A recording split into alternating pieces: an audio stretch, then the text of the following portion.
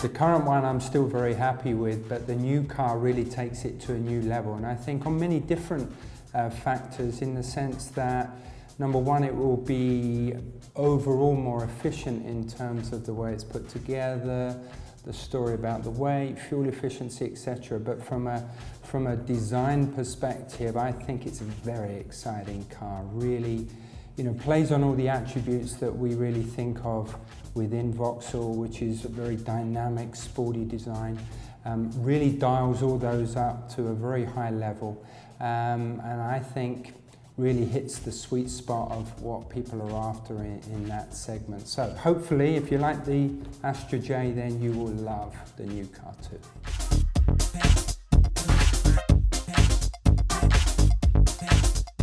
Well, it's very difficult to give one bit of advice, but I mean, at the end of the day, it really is all about your talent shining through. And I'm obviously exposed to a lot of new, talented individuals in the car design world wanting to get their foot in the door, and I receive many portfolios, personally actually receive many portfolios. But the ones that truly stand out in terms of their creativity and be able to see a bit of their thought process, they're the ones that connect with me. You can, if you've got the basic talent, you can always be trained to improve your skills, but you can't always be taught to improve your thinking and how you think and how you go about things. And so if you've got that natural spark and that natural way of looking at things and challenging things, then that should come through in your portfolio. So if you've got that and you've got the energy and dynamism to be a car designer, then this is a great place to be.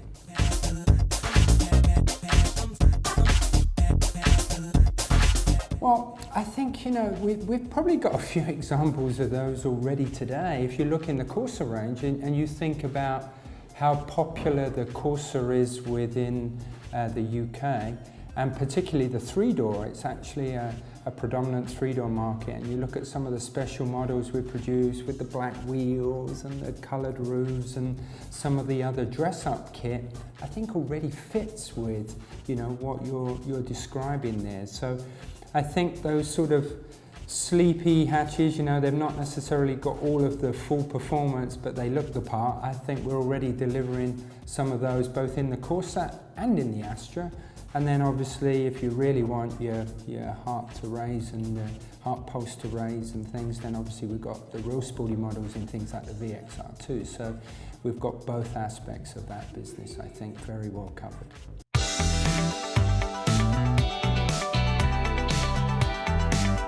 Well, it's not too far away. I can't give you the exact timing yet, but it is very close now. And we're very excited about it. I think it takes the technology, the appearance, the powertrains also to a new level to make us, truly competitive again.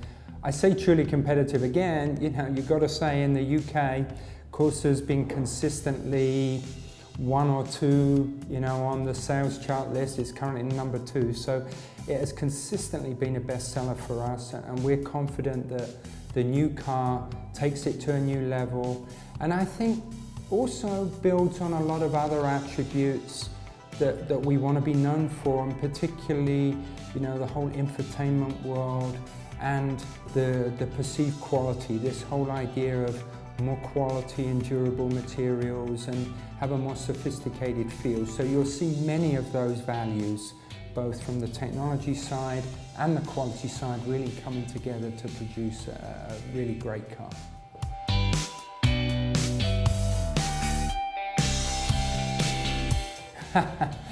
Yeah, when I first, it's going back a few years now, but when they put that name on the table as one of the front runners for the name for the Adam, I actually put my head in my hands and said, oh no, do you know what the people in the UK are going to do to me? They're going to keep asking me, was it named after you?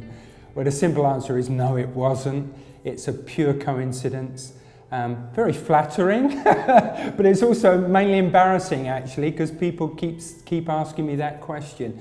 That said, I am extremely proud of that car, and you know, recognizing that that was quite a step out of the normal for our brand at that point in time, and I think it really shows that we're a brand that, you know, is looking in a new direction, is looking to, you know, be a bit more provocative, a bit more edgy, and you know, and I hope we get some credit for that going forward, because I think it really shows that we have a very wide bandwidth of vehicles, and the Adam being on one end and let's say the Insignia being on the other in terms of a sophisticated, more elegant solution.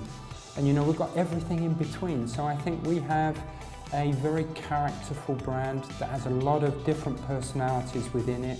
And you know, for me, I think the Adam is the perfect car for the perfect time.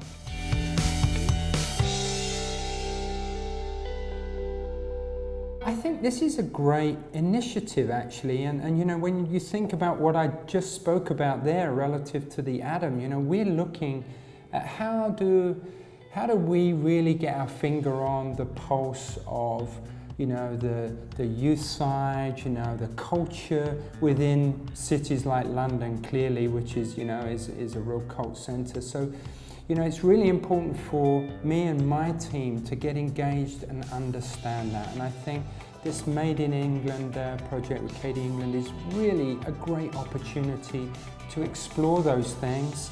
And you know, hopefully we're going to learn some things out of this that are going to make us think about future projects in a different way.